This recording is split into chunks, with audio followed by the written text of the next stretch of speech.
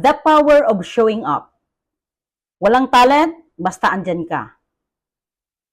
Sa isang school project, may isang batang lalaki na hindi marunong magsayaw, kumanta o umarte. Lagi siyang tahimik pero lagi siyang present. Lagi siyang handang tumulong. Siya ang tagabuhat ng props, taga-ayos ng upuan, tagapulot ng basura after practice.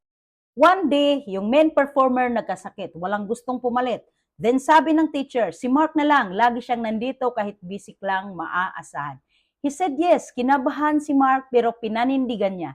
Hindi siya perfect pero genuine. Guess what? Natuwa ang buong klase hindi dahil sobrang galing niya, pero dahil he showed up when no one else did. Life lesson, hindi mo kailangan maging best para maging valuable. Minsan, ang pinaka-importanting skill ay ang pagiging present, pagiging consistent, at pagiging maaasahan. So if you ever feel like wala kang talent, pakita ka pa rin. Gawin mo pa din, baka ikaw pala ang hinihintay nila.